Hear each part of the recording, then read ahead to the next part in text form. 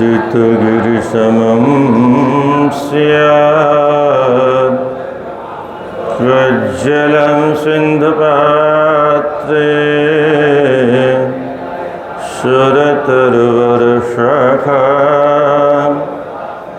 लेखिने पत्रमुर्विं लिखति यदि गृहीत्वा शारदा सर्वकालं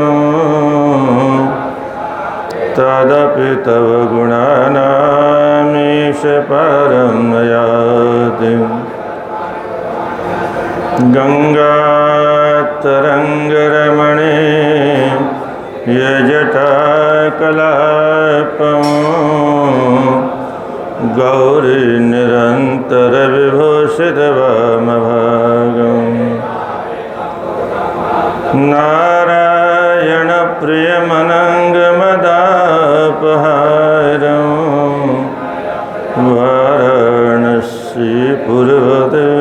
भज विश्वनाथं वाराणसीपुरवतीं भज विश्वनाथम्।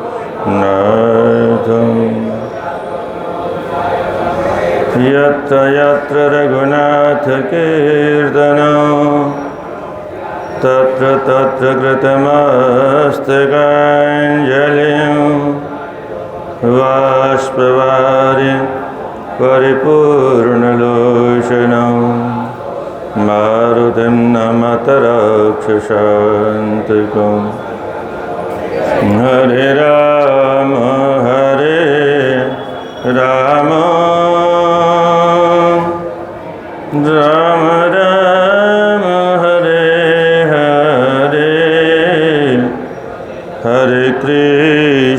हरे कृष्ण कृष्ण कृष्ण हरे हरे हरे राम राम राम हरे हरे हरे कृष्ण कृष्ण कृष्ण हरे हरे हरे राम राम राम हरे हरे हरे कृष्ण कृष्ण कृष्ण हरे हरे हरे राम राम राम राम हरे हरे हरे कृष्ण कृष्ण कृष्ण हरे हरे। बोले जगन्नाथ भगवान की, श्री बद्रीनाथ भगवान की, श्री रंगनाथ भगवान की, श्री अयोध्यानाथ भगवान की, श्री विश्वनाथ भगवान की, श्री लक्ष्मी नारायण भगवान की, श्री हनुमतलाल जी महाराज की, श्री गंगा मैया की, श्री गौ माता की, सत्य सनातन धर्म की। नमः पार्वती पतये हर हर महादेव। जय जय श्री राधे। अनंतानंत ब्रह्मांड नायक प्रात ब्रह्म परमात्मा परमेश्वर की असीम अनुकंपा से हम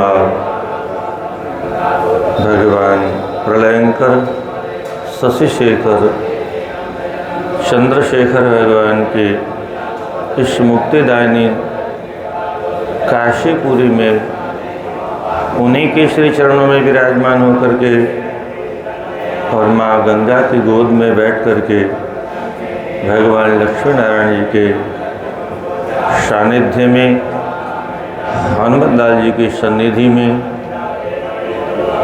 काशी में बैठ के काशी खंड की कतिपय कथाओं का कथन और श्रवण करने का सौभाग्य प्राप्त कर अपने जीवन को धन्य बनाने का प्रयास कर रहे हैं।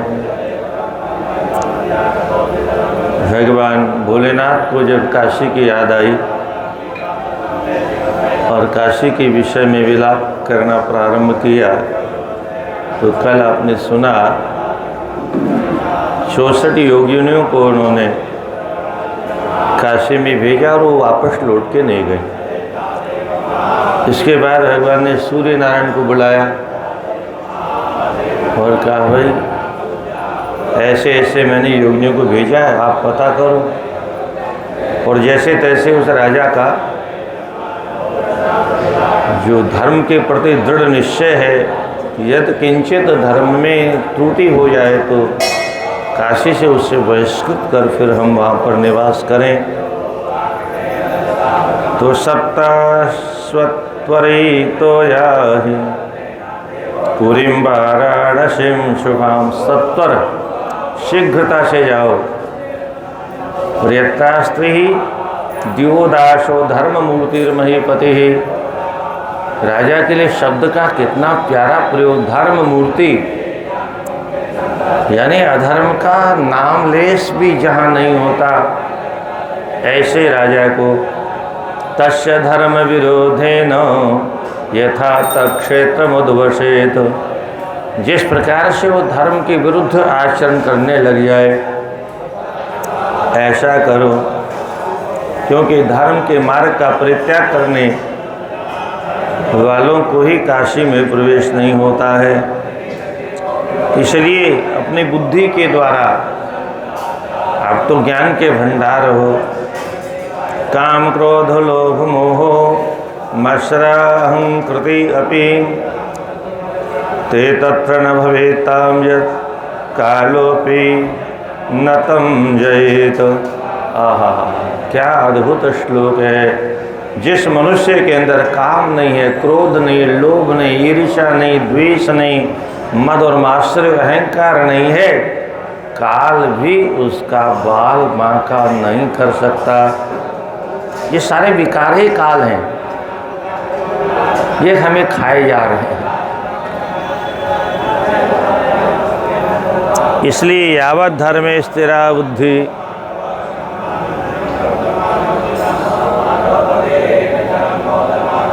तार हिल गया लगता है वहाँ से,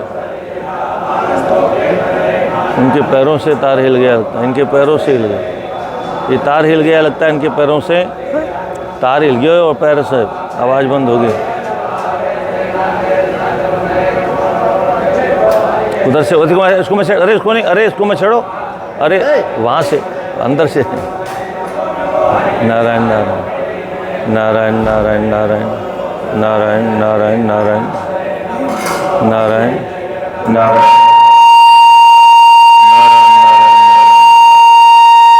श्री राधे श्री राधे श्री राधे श्री राधे। नारायण नारायण नारायण।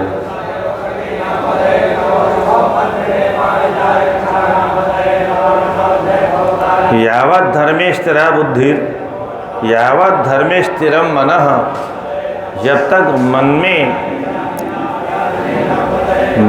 धर्म के प्रति दृढ़ निष्ठा है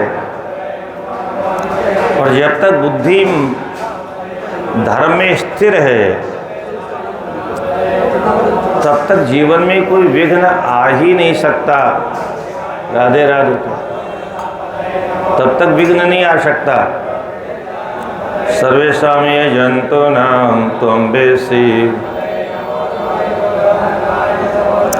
इसलिए तुम तो सारे जगत की प्रक्रिया को जानते हो, सारे जगत में भ्रमण करते रहते हो, तुमसे कुछ छिपा नहीं है। जाओ और मेरा प्रिय काम करके। सूर्य भगवान चले, काशी में पहुंच गए और काशी में पहुंच करके नाना प्रकार के उपाय किए, जैसे योगिनियों ने किया। कदाचिद याचको जातो बहुदोपि कदाप्यहोत। कभी तो याचक बन करके महाराज के दरबार में जाएं, कभी किसी चौराहे पर दाता बन करके दान करना प्रारंभ कर दें, कभी दीनहीन होकर के, और कजाति गण को भव, शिव जी के गण बन करके भ्रमण करने लगे। कदाचित वेद बाह्य आचरण करना प्रारंभ कर दिया उन्होंने। कदाचित जटिलो जटाधारी बन करके, कदाचित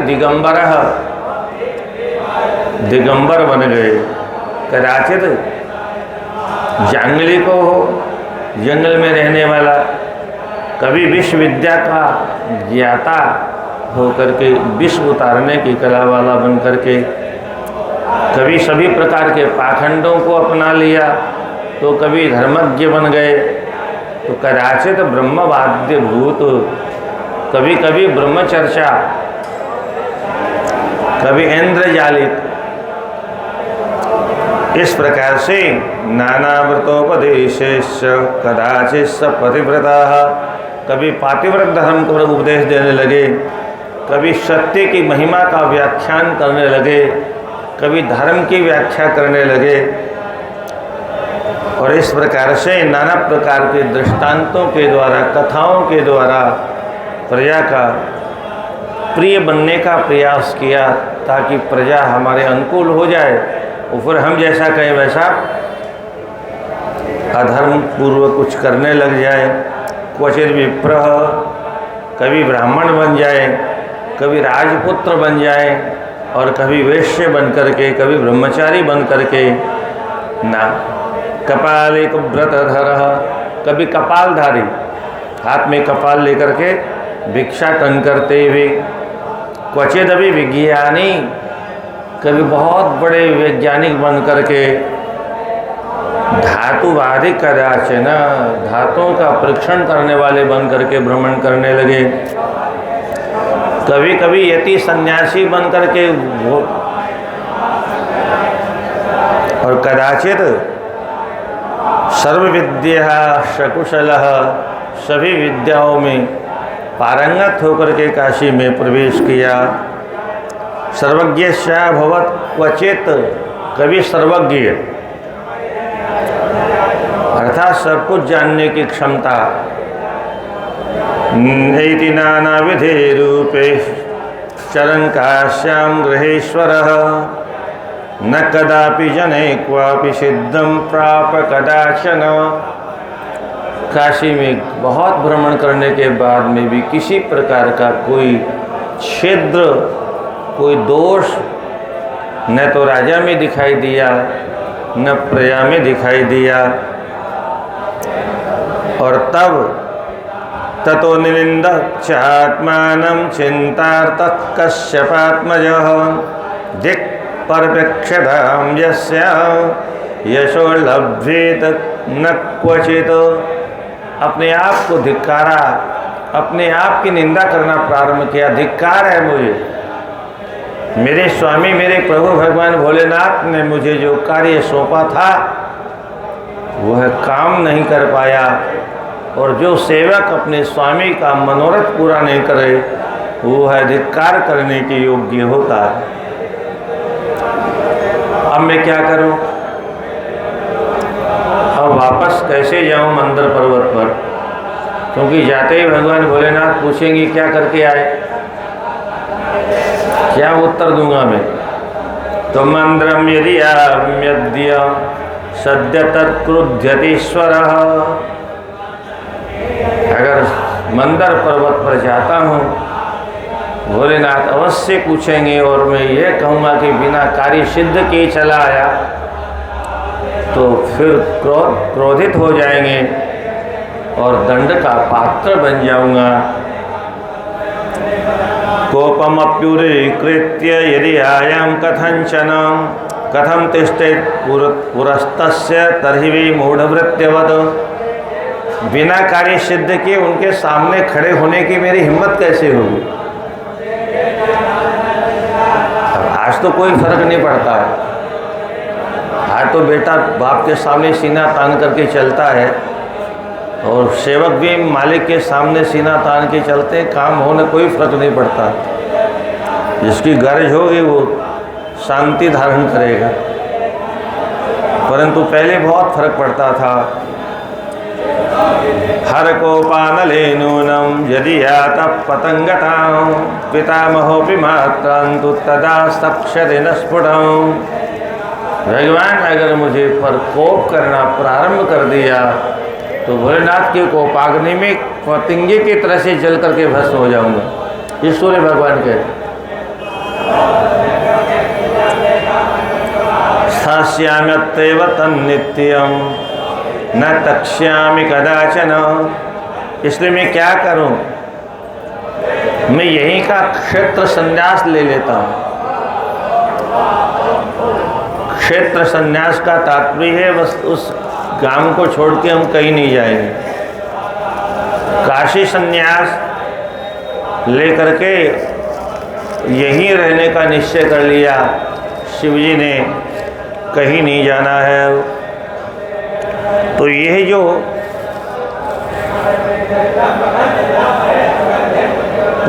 पुरारि कार्यार्थम अनिवेद्य तिष्ठतः यद पाप भाव में तस्य काशी पापस्य निष्कृति।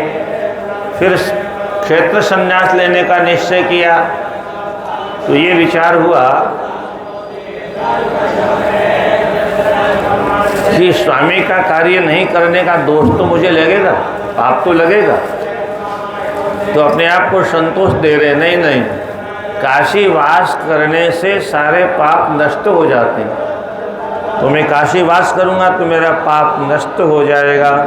अन्यान्यपिंच पापानि महात्यल्पानि यानि च क्षयन्ति तानि सर्वाणि काशीं प्रविशतां सतां। अन्य और भी कोई पाप हो तो काशी में प्रवेश करते ही नष्ट हो जाता, तो मेरा पाप क्यों नहीं नष्ट होगा। इस प्रकार से बहुत विचार किया। बुद्धिपूर्वमया चेतन न पापम समुपार्जितम पुरारिणे भी पुरा शासित धर्मो ही रक्षता।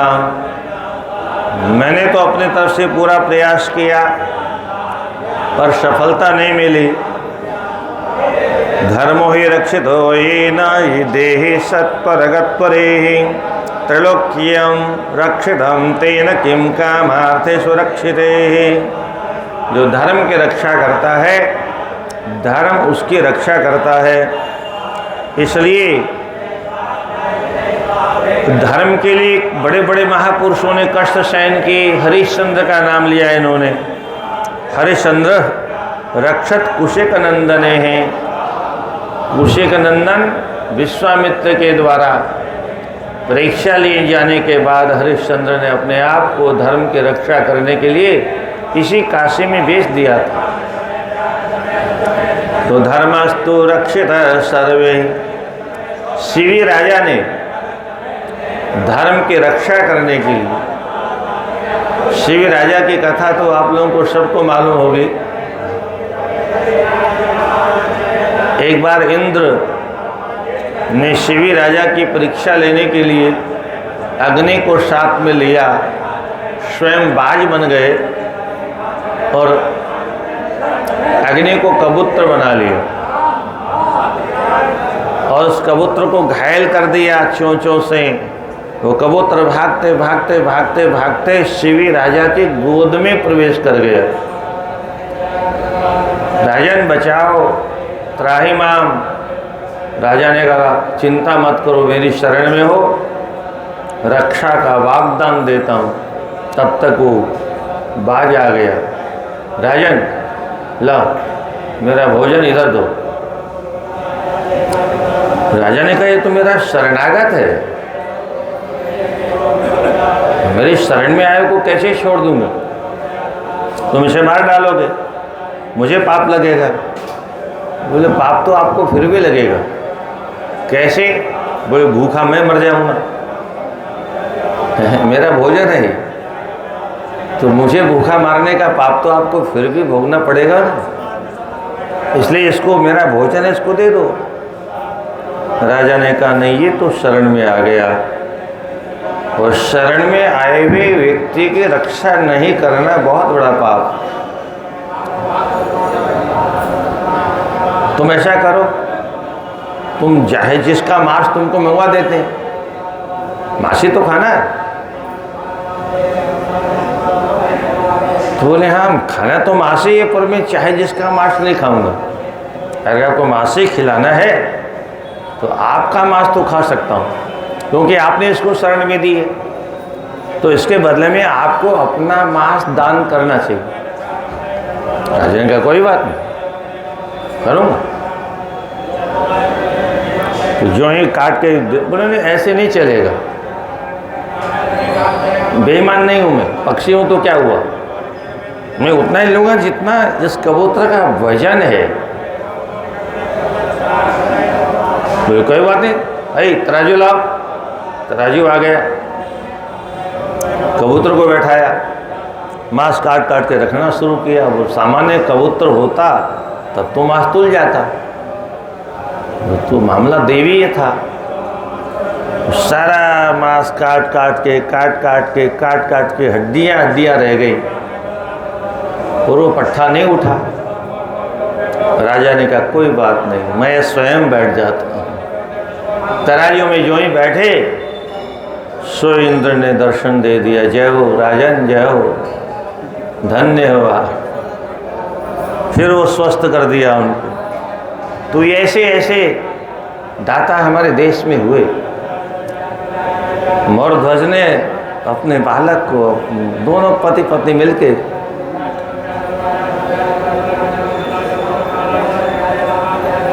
कोपम, अगर मेरे ऊपर कोप करेंगे तो काशी में निवास करने से सारा पाप नष्ट हो जाए। अमे विधर्म काशी सेवन संभव ऋषितापि रुद्धान माम रक्षिष्यति न संशय। काशी की शरण लेने से काशी मेरी रक्षा करेगी। अवाप्य काशीम दुष्प्रापाम को जहाति सचेतन। कौन ऐसा सचेतन प्राणी होगा जो काशी को प्राप्त करने के बाद उसका त्याग कर देगा।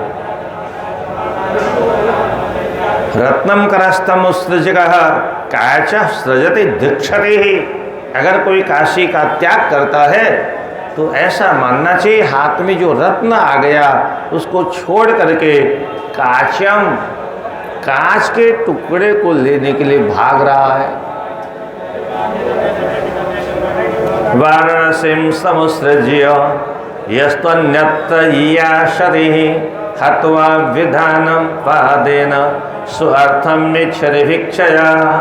वाराणसी प्राप्त करने के बाद में जो वाराणसी को छोड़ने का संकल्प करता है उसकी बुद्धि ऐसे ही है जैसे सामने आए हुए धन की पोटली को ठुकरा देता है और फिर भीख मांग करके जीवन यापन करता है।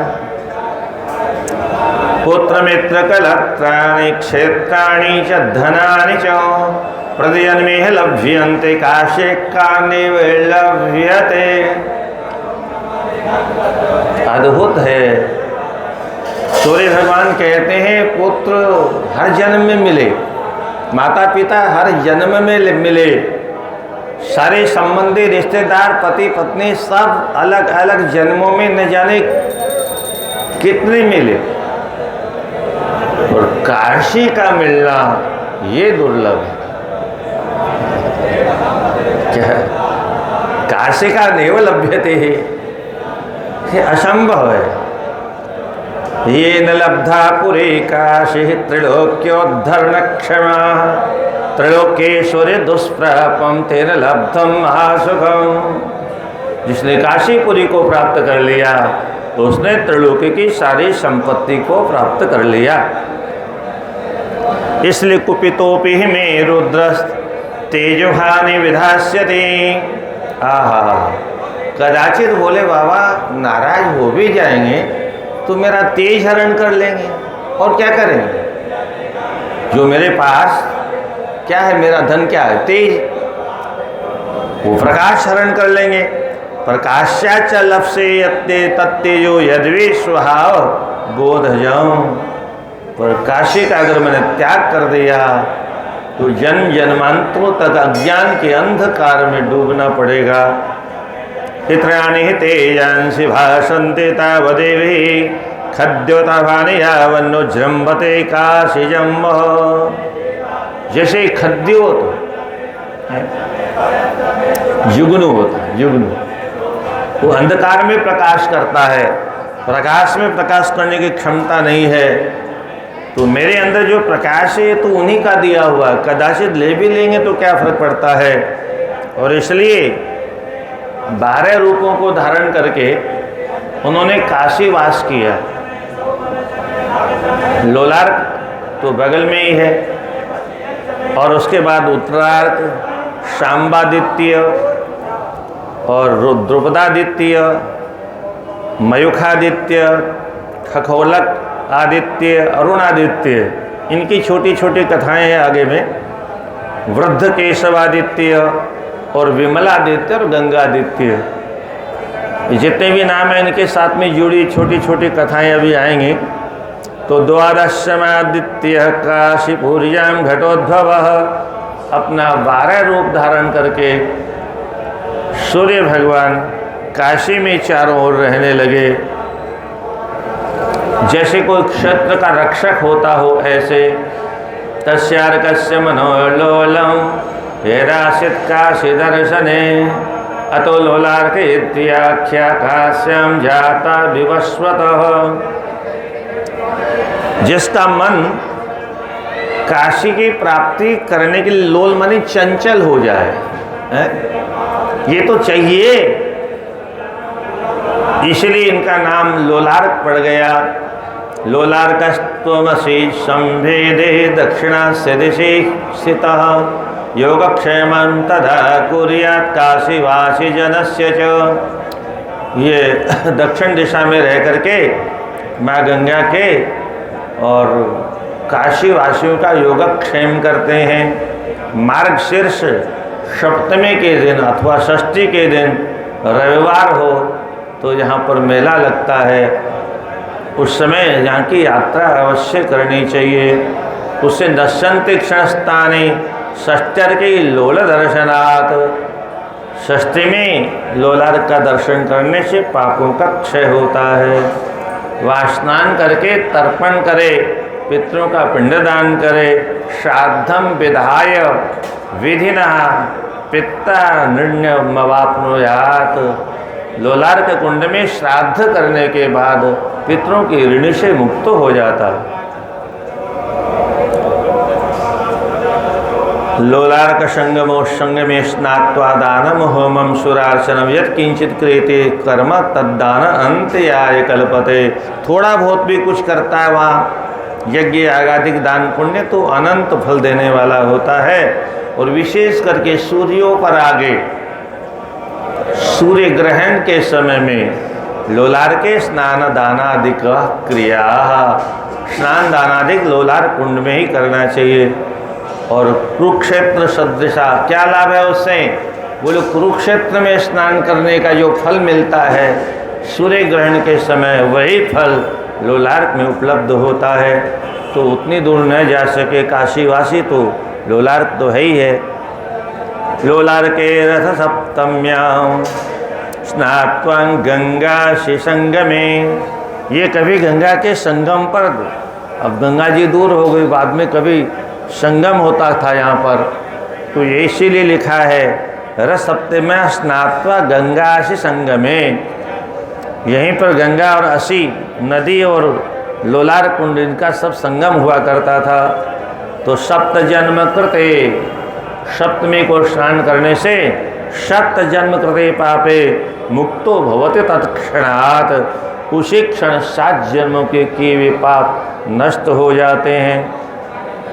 अथवा प्रति अर्कवासर, प्रत्येक रविवार को स्नान करने वाला लोलार्कम यह पश्यति शुचिव्रतः, लोलार्क का जो दर्शन करता है न तस्य दुखम लोके अस्मिन् कदाचित संभविष्यति, कभी दुख की प्राप्ति नहीं होती है। न तस्य दुख शो नोपामा न द्रूर्न विचर्चिका लोकार्कमर्केय पश्येत तत्पादोदक सेवक। भगवान के चरणों का सेवक बन करके इसी प्रकार से काशी में निवास करना चाहिए।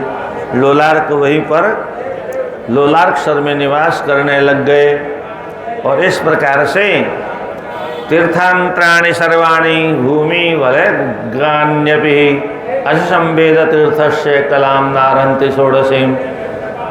काशी में लोलारक कुंड और अशी और गंगा इनके संगम के बराबर अन्य कोई तीर्थ नहीं है।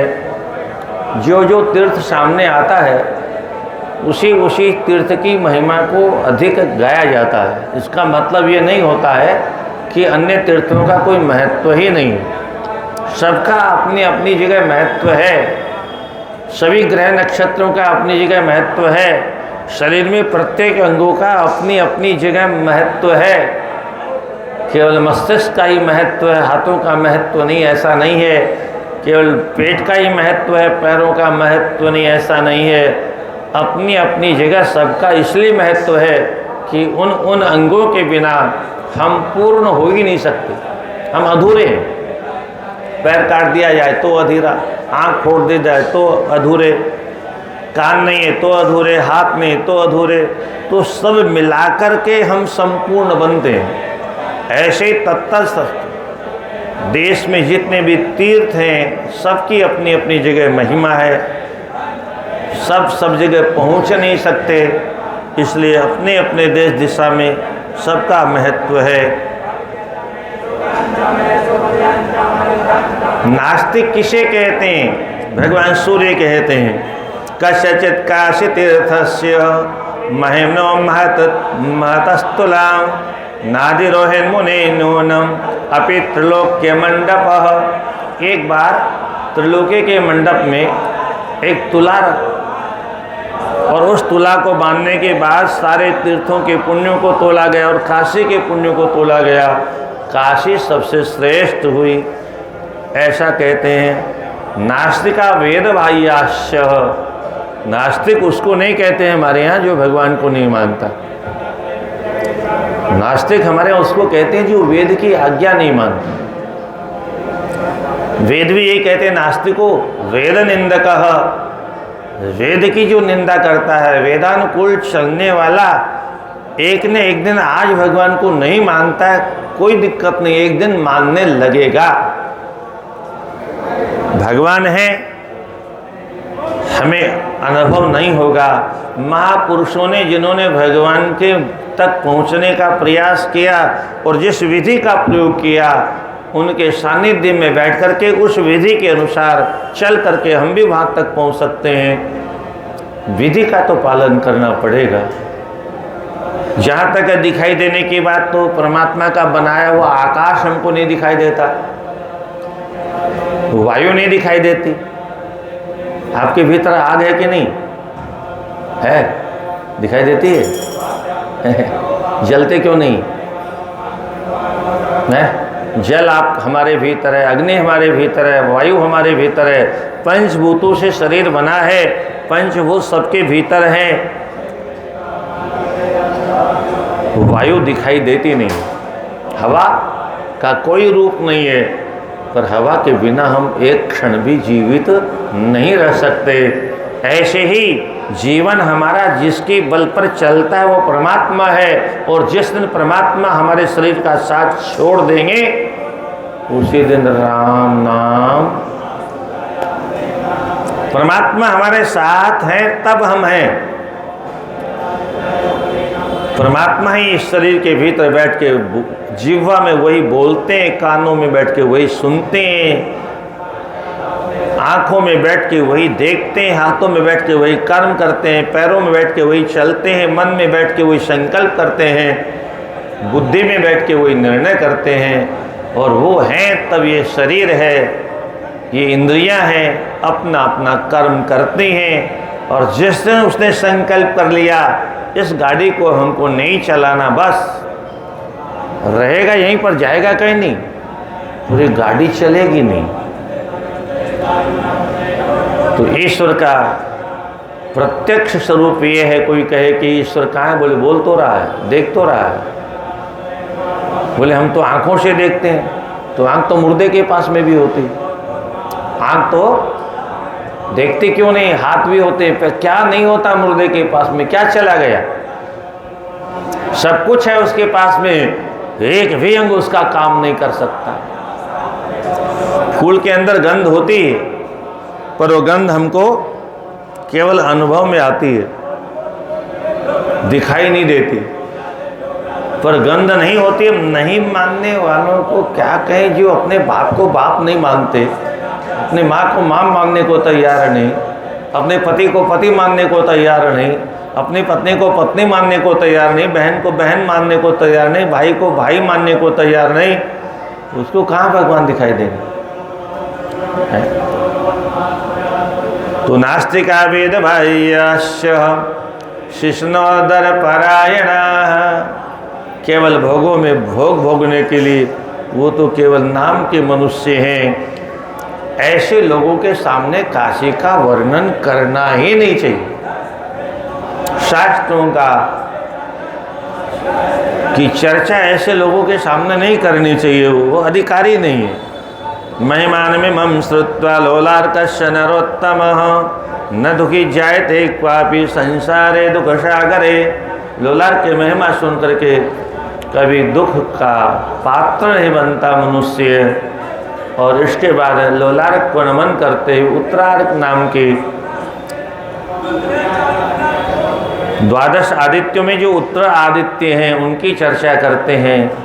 एक बार तत्र इतिहासो यो वृत्तस्तम निशाम्य सुब्रतः, स्कंद कहते हैं, सदानंद जी कहते हैं, अगस्त ऋषि विप्र प्रियव्रतो नाम कश्चित् धात्रे वंश, यह अत्रि वंश में कोई एक प्रियव्रत नाम का ब्राह्मण, जिसका नाम शुभ व्रत भी कहा जाता था, उसका जन्म हुआ और इसकी पत्नी का नाम भी शुभ व्रता था। कालांतर में कन्या का प्राकट्य इस परिवार में हुआ और माता पिता कन्या के विवाह की बहुत चिंता करते रहे, बहुत चिंता करते रहे, पर कोई सुयोग्य वर नहीं मिलने के कारण अंततो गत्वा पिता बिना विवाह किए ही रोग शैया पर शयन कर गए और एक दिन काल कलवित हो गए। किसी को वर कन्यादान नहीं कर पाए। तो पितृपरते तस्या कन्याया सा जनन्यपि शुभव्रता परित्यज्य ताम कन्या पतिवन्मगात। वो नारी पतिव्रता थी, पति के साथ में ही सती हो गई। अब तो अनाथ हो गई। अब मैं क्या करूं, कहाँ जाऊं, अब मेरा विवाह कैसे होगा। संबंध बहुत आए पर किसी पर उसका विश्वास दृढ़ नहीं हुआ, न जाने कोई धोखा दे दे, और इसलिए उसने विवाह किसी से किया ही नहीं। और अंततः गत्वा उसने निर्णय किया, दुस्तरम पारमाप्स्यामि स्त्रीत्वं सर्वाभिभावयत् कस्मै चिद्वराया हम पितृभ्यां प्रतिपादिता। स्वाधीन रह करके भी कन्या का जीवन मुश्किल है। हमारे महात्मा लोग कहते हैं नारी का शरीर ऐसा है, घर में वो आटे का दिया जैसा है, घर में रखो तो चूहा लेके चला जाए, बाहर रखो तो कोआ उठा के ले जाए, वो सुरक्षित है ही नहीं। उसकी रक्षा, और विशेष करके आज के युग में नारी की रक्षा करना तो बहुत कठिन हो गया, क्योंकि कभी तो एक ही रावण था, आज तो सिनेमा ने घर घर में रावण पैदा कर दिए, इसलिए आज तो और कठिन काम हो गया। और ये सब हमारे नेताओं की कृपा है। हमारी पुरानी परंपराओं को दरकिनार करके इन्होंने अपने दिमाग से काम किया, और उसका परिणाम ये है कि घर की इज्जत को बाहर जाना पड़ा, और बाहर जाने का परिणाम ये हुआ कि आज कहीं कोई सुरक्षित नहीं है। आदि शक्ति भगवती परम्बा जगत जननी माँ जानकी जब रावण को भिक्षा देने के लिए दरवाजे के भीतर से कहती है महाराज भिक्षा ले लो, तो रावण भीतर जाने लगा तो वहाँ तो लक्ष्मण रेखा का चमत्कार था। तो उसने दिमाग लगा के कहा भीतर नहीं आऊँगा। क्यों? घर की देहरी के भीतर नारी में पातिव्रत्य धर्म होता है, बाहर निकलने के बाद में उसका पातिव्रत्य समाप्त, शक्ति समाप्त। अब तो खैर है ही नहीं शक्ति, किसी जमाने की बात। तो बोले सीता जी अगर बाहर आ जाएंगी तो उनकी शक्ति समाप्त हो जाएगी, मैं ले जाऊंगा। तो कहता देवी बंधी हुई भिक्षा नहीं लूंगा देरी के भीतर, ये बंधी हुई भिक्षा बाहर आओ। बोलो महात्मन में बाहर तो नहीं आ सकती। बोले फिर मैं जा रहा हूँ, तुम्हारा गृहस्थ धर्म क्या कहता है? अब सीता जी ने कहा अगर मैं घर में आए हुए अतिथि की सेवा नहीं करती हूँ तो गृहस्थ धर्म नष्ट हो जाएगा, पाप लगेगा, स्वामी को दोष लगेगा। और दया करके वो बाहर आती है और राम का काम हो गया। तो हम कहा करते हैं जब सीता जी की ये दशा हो गई घर की देहरी के बाहर निकलने के बाद में, और ये तो त्रेता का युग था। कलयुग में जब घर के बाहर, तो फिर भगवान ही मालिक है। पर पैसा कलयुग के लोगों को ज़्यादा चाहिए, इज्जत की कोई कीमत नहीं है, धर्म की कोई कीमत नहीं है। पैसा कमाना है और जो जो पेपरों में निकलता रहता है, जहाँ जहाँ काम करती हैं माताएं बहनें, वहाँ कहीं भी कोई सुरक्षित नहीं। पर पैसे के लिए बहुत से सब कुछ सहना भी पड़ता है। अरे सिनेमा में कपड़े फेंक के नाच रहे लोग। तो अंतिम में उसने निर्णय किया अहो देहोप्यहोंगत्वं यथा पितृ पुरो मम इति निश्चित सा बाला विस्तेन्द्रिय मानसा।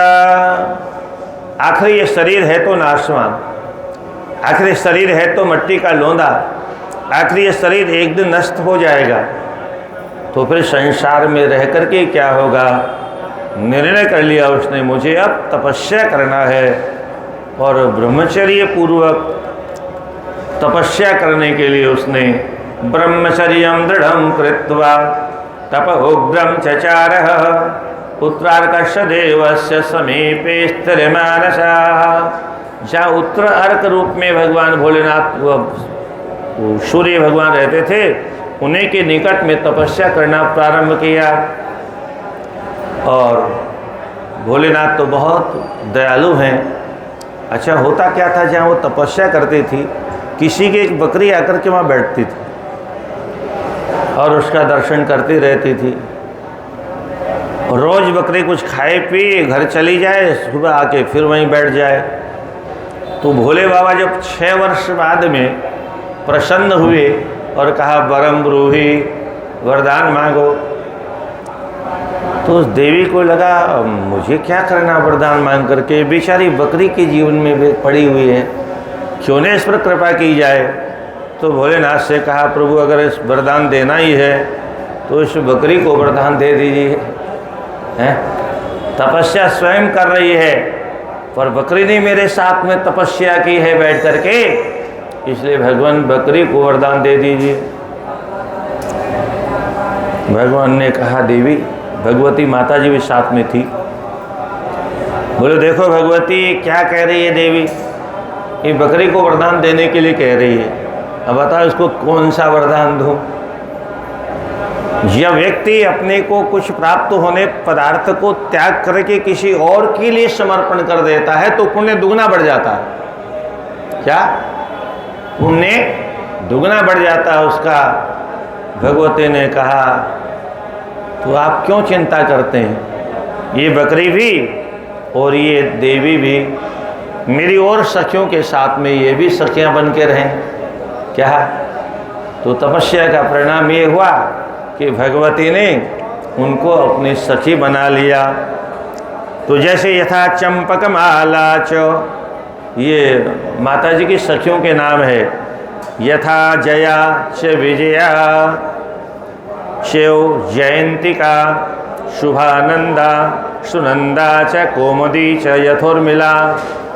जैसे उर्मिला है, जैसे चंपक माला है, मलय वासिनी है, कर्पूर तिलका है, गंधधारा है, शुभा है, अशोका है, विशोका है, मलय गंधिनी, मलय चंदन जैसी गंध जिसमें आती हो, और चंदनी, मृगमदान और कोकिला और मधुर भाषिणी इत्यादि के साथ में यह भी निवास करे, ऐसा वरदान आप दे दीजिए।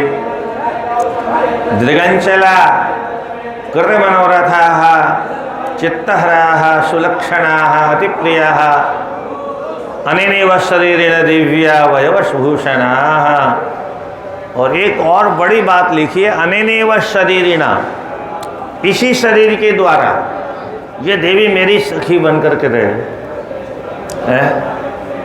मरने की आवश्यकता नहीं है, इसी शरीर के साथ दिव्यांबरा दिव्य गंधा दिव्य ज्ञान समन्विता शमया मां सदैवास्तां चंचश्चामरधारिणी। जैसा ज्ञान मुझे प्राप्त है ऐसा ही ज्ञान इसको भी प्राप्त हो जाएगा। दिव्य अंबरा का तात्पर्य होता है कभी वस्त्र मैले न हो। और ये हमारे यहाँ ऋषि महर्षियों की बहुत पुरानी परंपरा रही है। आपने अगर तुलसीदास जी ने भी लिखा है, वाल्मीकि जी ने भी यही लिखा है, जब माता सीता अनुसुईया के यहाँ पहुंची तो माता जी ने उनको कुछ वस्त्र दिए, कुछ श्रृंगार का साधन दिए और कहा देवी इनको धारण करो मेरे। कैसे थे वो वस्त्र? दिव्य वसन भूषण पहराए जे नित्य नूतन अमल सुहाए। दिव्य वसन, ये तपोबल का प्रभाव, तपस्या के कारखाने में बने हुए वस्त्र प्रदान किए जो नए रहे बराबर, कभी पुराने हो ही नहीं, मैले नहीं हो, कभी फटे नहीं। और एक भाव तो बहुत सुंदर कहा करता हूं मैं, ये दिव्य वस्त्र क्यों पहनाए? क्योंकि माँ को मालूम है एक दिन रावण जैसे राक्षस के यहाँ भी इस देवी को रहना है, इसलिए अपने तपोबल से ऐसे वस्त्रों का श्रृंगार किया। एक रावण क्या, कोटि कोटि रावण भी माँ के वस्त्रों को अलग करने की सामर्थ्य नहीं रखता। ऐसा तपोबल हमारे ऋषियों के पास में होता था।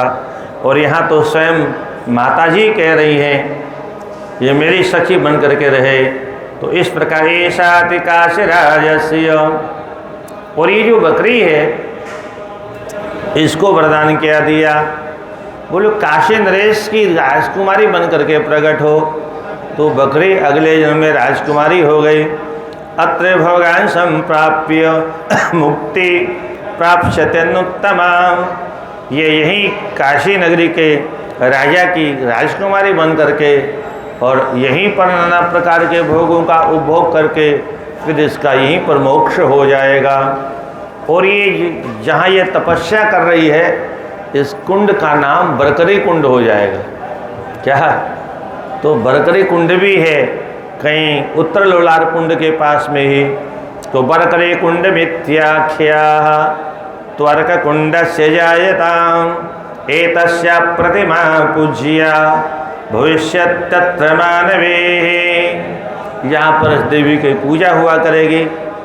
इस प्रकार से उत्तराकर्ष्य देवस्य पुष्पमासी रविर्दिने पुष्प नक्षत्र में और रविवार के दिन यहाँ जो स्नान करता है भगवान विश्वनाथ की प्रसाद का पात्र बनता है। इसके बाद में सांबादित्य की चर्चा है और इसके बाद में द्रौपदादित्य की चर्चा है। ये सांबादित्य की कथा बड़ी विलक्षण है। भगवान की 16,108 पटरानियों में से एक जाम्बती जो त्रेता में जामवंत थे उनकी पुत्री थी। और विवाह करूंगा तो भगवान के साथ ही करूंगा, इसलिए अगले जन्म तक प्रतीक्षा की हूँ।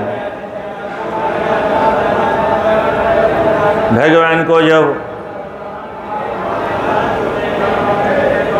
प्रसेन की मृत्यु का और सम्यक मणि चुराने का दोष लग गया तो भगवान ने खोजते खोजते वहाँ तक पहुँचे। मणि से वो कन्या खेल रही थी। प्रसेन का वध तो शेर ने कर दिया, मणि छीन ली और शेर लेके जा रहा था। तो जामवंत ने देखा ये चमचमाता हुआ क्या है, तो उसने शेर को मार दिया। मणि अपने झोंपड़ी में ले आए, गुफा के अंदर अपनी बिटिया को दे दिया, वो खेल रही थी। भगवान खोजते खोजते वहीं पहुंच गए और फिर तो 28 दिन तक जामवंत से युद्ध हुआ। अंत तो गत्वा जामवंत ने ध्यान लगा के देखा कौन है ये जो इतने दिन से मेरे साथ युद्ध कर रहा है और इसका कुछ बिगड़ नहीं रहा। राम रावण युद्ध हुआ था आज के 17 लाख वर्ष पूर्व। बोले तब तो कोई योद्धा मेरे बराबर का था नहीं, मैं बुढ़ा था फिर भी मेरे बराबर कोई टक्कर लेने वाला नहीं था। और उस समय जब मेरे प्रभु ने मुझसे पूछा कहो जामवंत युद्ध कैसा रहा, तो मैंने कहा बेकार रहा। क्यों? बोले हाथ की खाजे नहीं मिटी, आपके साथ लड़ूं तो ये शोभा नहीं देता। आप मालिक हैं, स्वामी हैं। कलयुग में तो सेवक और स्वामी भी आपस में लड़ेंगे, बाप बेटा भी लड़ेंगे, पति पत्नी भी लड़ेंगे, पर वर्तमान में तो संभव नहीं है। भगवान ने कहा कोई बात नहीं, अगले जन्म में तुम अपने हाथों के खाज मिटा लेना। तो इस जन्म में इस मणि के चक्कर में दोनों में युद्ध हुआ। और अब जब जामवंत हार गए तो चरणों में गिर गए, जय हो सरकार, आप तो मेरे स्वामी राम हो, आपने आज ये अवतार लिया है, क्षमा करिए मैंने आपसे युद्ध किया। भगवान ने कहा इसमें क्षमा की कोई बात नहीं है, पूर्व जन्म में तुम्ही ने कहा था मेरे हाथ की खाज नहीं मिटी, तो अब बताओ खाज मिटी कि नहीं मिटी? बोले मिट गई महाराज, मिट गई। तो बोले लाओ फिर ये मणि मुझे दे दो, मुझे कलंक लगा है, इसलिए अपना कलंक मुझे समाप्त करना है। जामवंत ने कहा मणि तो नहीं दूंगा। बोले इसका मतलब तुम्हारी खाज बाकी है अभी? बोले नहीं प्रभु, खाज तो बाकी नहीं है, पर एक शर्त है, मणि तो दे दूंगा। बोले क्या शर्त है? बोले इसके पहले आपको एक मणि और स्वीकार करनी होगी। वो कौन सी मणि है? बोले मेरी बेटिया है, इसको भी मैं आपको अर्पण करता हूँ, दहेज में आपको मणि भी साथ में दे दूंगा। जो गुणज्ञ होते हैं ना, वो सब जगह उनको संपत्ति की उपलब्धि होती है, और जो गुणहीन होते हैं उनको कहीं भी जाओ सब जगह धक्का खाने के अलावा कुछ नहीं मिलता।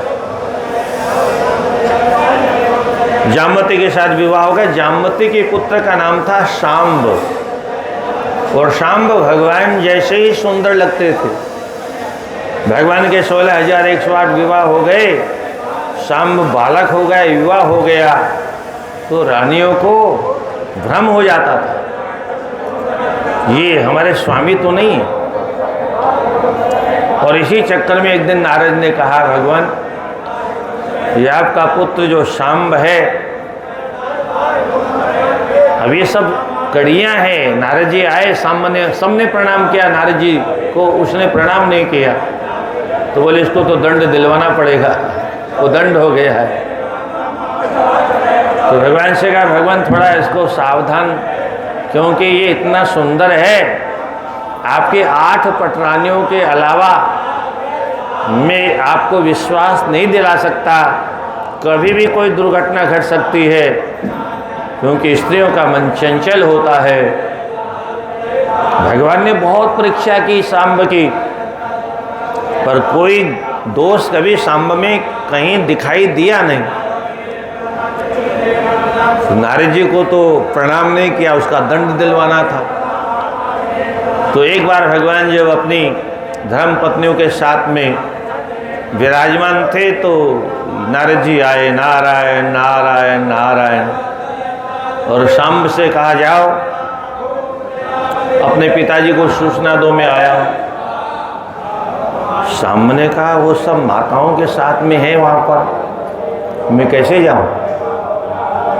बहुत चिंतन किया, नहीं जाता हूँ तो एक अपराध तो पहले ही मैंने किया था नारद बाबा का, दूसरा अपराध कर दूंगा तो शाप भी दे सकते हैं, बोले जो हो सो देखा जाएगा। तो भगवान जहाँ थे वहाँ चले गए। भगवान ने कहा नारद जी ठीक कह रहे थे, तुम्हारी बुद्धि भ्रष्ट हो गई, तुम्हें अंतःपुर में कैसे प्रवेश किया तुमने, जाओ तुम्हें कुष्ठ हो जाए। अब बेचारे शाम्ब को कोढ़ हो गया।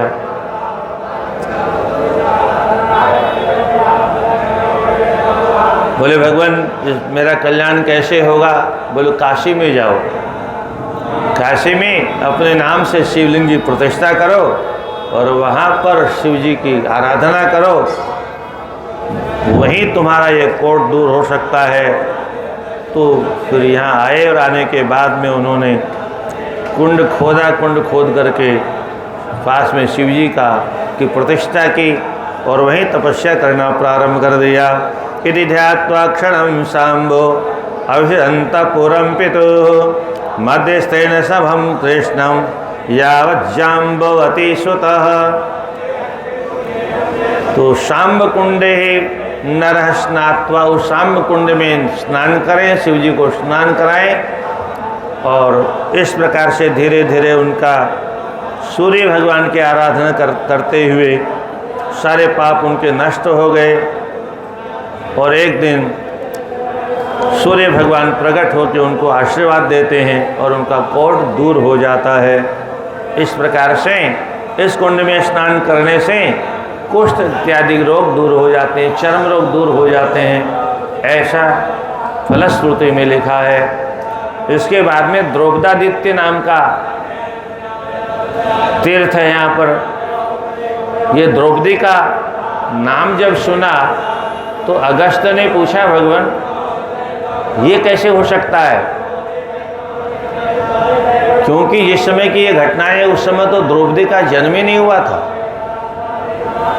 द्रौपदी नाम का कुंड कैसे हुआ यहाँ पर, द्रौपदादित्य कैसे हुए यहाँ पर। और तब फिर वही बात कही षडानंद ने, हे महर्षि ये जितनी भी कथाएं हैं इनमें शंका नहीं करनी चाहिए, भूत भविष्य वर्तमान तीनों काल एक साथ चलता है। कुछ कथाएं जो वर्तमान में कही जा रही है वो भूतकाल की भी हो सकती है, भविष्य काल की भी हो सकती है, भविष्य काल में भी ऐसा हो सकता है। इसलिए और ये देवताओं का और भगवान के जितने भी अवतार हैं ये कभी भी भ्रम में नहीं रहना चाहिए कि राम जी का अवतार एक ही बार हुआ, कृष्ण जी का अवतार एक ही बार हुआ। इसके पहले भी जो द्वापर था उसमें भी भगवान कृष्ण का अवतार हुआ है, उसके पहले भी जो द्वापर था उसमें भी भगवान कृष्ण का अवतार हुआ है, इसके पहले त्रेता था वहाँ भी रामावतार हुआ है। ऐसे ही अनंत अनंत अनंत अनंत युगों में बराबर अवतार होते रहते हैं। तो कौन अवतार आगे हुआ, कौन अवतार पीछे हुआ, चक्रार पंक्तिरेव गच्छति। तो चक्का जब चलता है साइकिल का अथवा कार का तो कौन सा ऊपर है कौन सा नीचे है कैसे कह सकते हैं, क्योंकि ऊपर नीचे तो क्रम चलता ही रहता है। इसलिए द्रौपदी एक बार नहीं अनंत बार हो चुकी है, इसलिए शंका का विषय नहीं है। कथा ऐसी है कि जब ये 12 वर्ष का वनवास और 1 वर्ष का अज्ञातवास और जंगल में निकले तो सारे के सारे ब्राह्मण हस्तिनापुर के इनके पीछे उड़े। बहुत समझाया युधिष्ठिर जी ने, आप कहाँ जाओगे, हमने पाप किया है, जुआ हमने खेला है, दंड हमको भोगने दो, आप कहाँ जाओगे, क्योंकि आप अगर साथ चलोगे तो भोजन की व्यवस्था तो हमारी अपनी की नहीं है, आपकी भोजन की व्यवस्था हम कहाँ करेंगे, और आपको तो मालूम है बिना ब्राह्मणों को भोजन कराए में भोजन करता नहीं। बड़ी लंबी चर्चा है महाभारत में इस विषय पर। ब्राह्मणों ने कहा हम आपके साथ भूखे रह लेंगे, आप जैसी तपस्या करेंगे हम भी वही करेंगे, आप साग पात खाएंगे तो हम भी साग पात खा के रह लेंगे, पर हम दुष्ट दुर्योधन के राज्य में नहीं रहेंगे, उस पापात्मा के राज्य में नहीं रहेंगे जो माँ बहन बेटियों का चीर हरण करने वाला जो राक्षस है उसके राज्य में हम रहेंगे, क्योंकि पापियों के राज्य में रहने से भी पाप लगता है।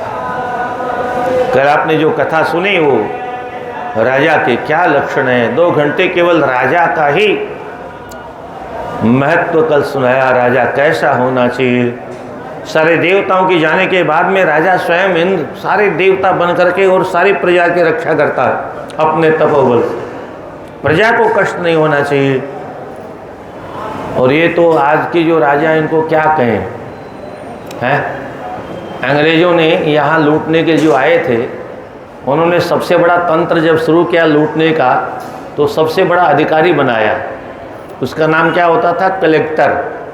कलेक्टर का अर्थ क्या होता है, एक अंग्रेजी में शब्द आता कलेक्ट करना, कलेक्ट मानी,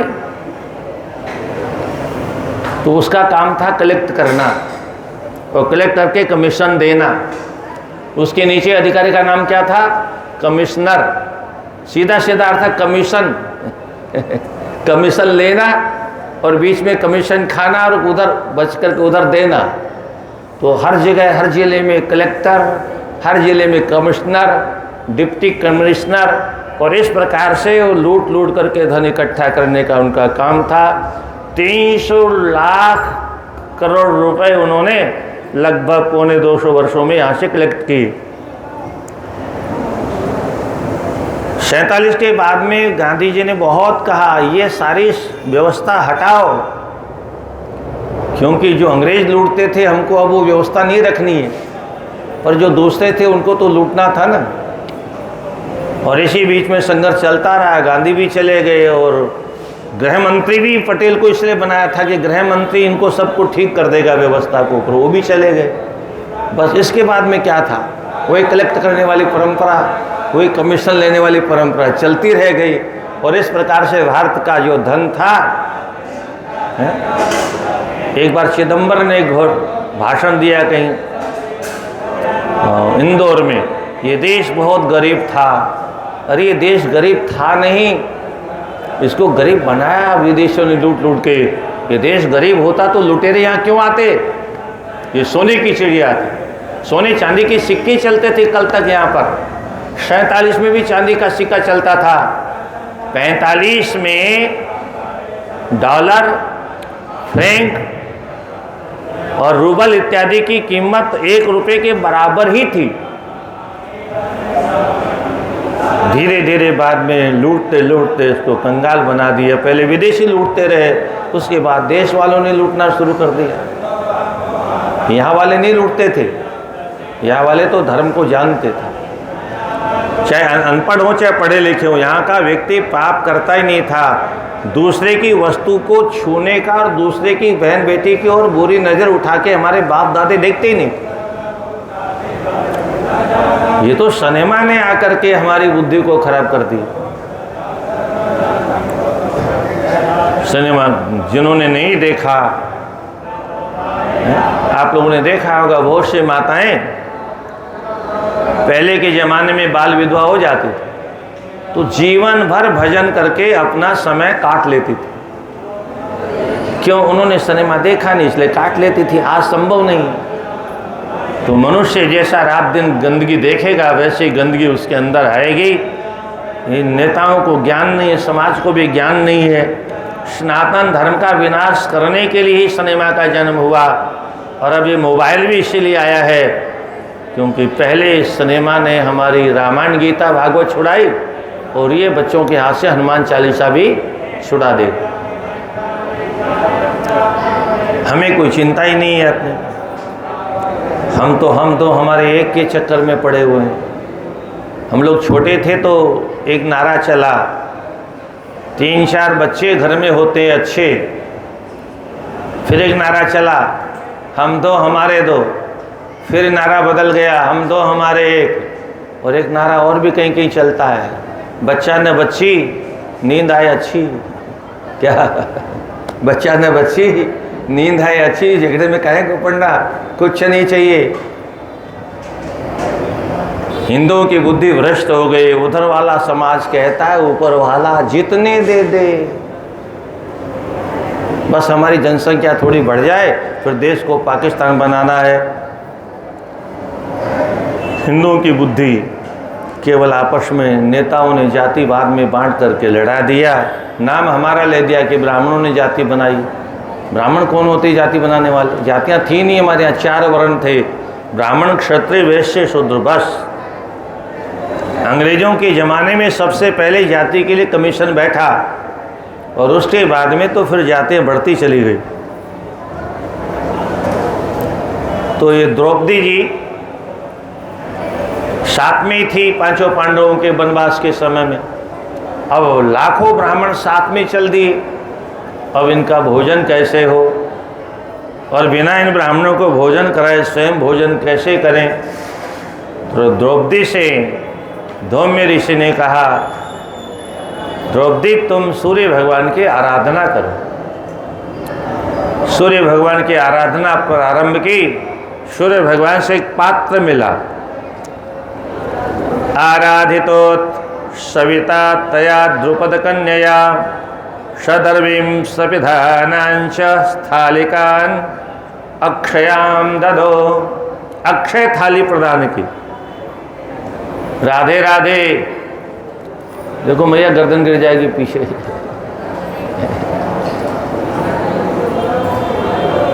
और कहा देखो देवी द्रौपदी तुम गृह लक्ष्मी हो, इस थालिका में जो बनाओगे उसके बाद में 1 कोने, लाख कोने, 1 करोड़ कोने, चाहे जितने को भोजन करवा देना, इसका भोजन कभी समाप्त नहीं होगा। ये मेरा आशीर्वाद है। और दूसरा आशीर्वाद, तुम्हारे खाने के बाद इसमें कुछ मिलेगा नहीं, इसलिए सावधान होना।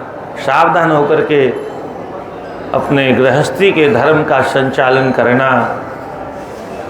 तुम पहले नहीं खा लेना, नहीं तो सब भूखे रह जाएंगे। और आज भी जो घर में ऐसी देवियाँ होती हैं, वो 2-4 अतिथि आ जाए तो सब बरकत हो जाती है, बने बनाए भोजन में भी। और पहले ही जब खाने लग जाए तो फिर राधे राधे, रसोई में बरकत नहीं होती। एक हाथ से माताएं पकौड़ी निकालती जाती, एक हाथ से खाती जाती।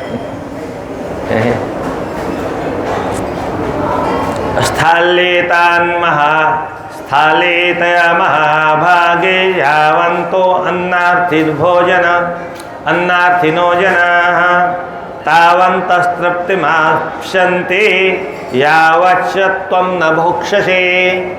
जब तक तुम भोजन नहीं कर लोगे तब तक जितने भी भोजन के आकांक्षी होंगे सबको भरपेट भोजन। और इतना ही नहीं, जिसके मन में जो पाने की इच्छा हो, क्या उसकी पत्तल में पहुंचते पहुंचते उसके मन के अनुसार वो द्रव्य बन जाएगा, खाद्य पदार्थ बन जाएगा।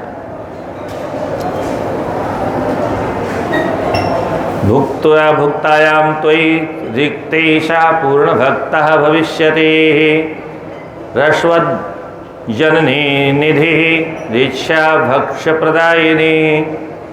तो भुक्तायाम त्वयि रिक्ते, तुम्हारे भोजन के बाद में पात्र रिक्त हो जाएगा, इसलिए इसका ध्यान रखना। इत्थम बरस्तया लब्ध काश्याम आदित्यतो गुणे। काशी में ही तपस्या की द्रौपदी ने काशी में ही वरदान प्राप्त किया। विश्वेश दक्षिणे भागे, विश्वेश्वर भगवान के दक्षिण दिशा में आज भी द्रौपदी का स्थान है।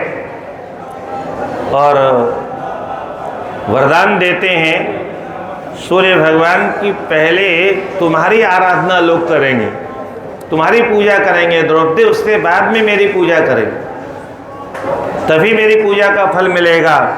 यह और साथ में वरदान दिया, प्रागरेव त्वां समाराध्य यो मां द्रक्ष्यति मानवः तस्य त्वं दुःखतिमिरः मवाप्नोत् निजे ही करे। तुम्हारी जो पूजा पहले करेगा, फिर जो मेरी पूजा करेगा, तो उसके सारे दुख मैं अपने तेज से हरण कर लूँगा। अतो धर्म पे नित्यम प्राप्य विश्वेश्वराद्वरम काशी स्थितानाम जंतूनाम नाश्याम्य संशयम्। इस प्रकार से तुम्हारे इस कथानक को जो सुनेगा उसके भी पाप नष्ट हो जाएंगे।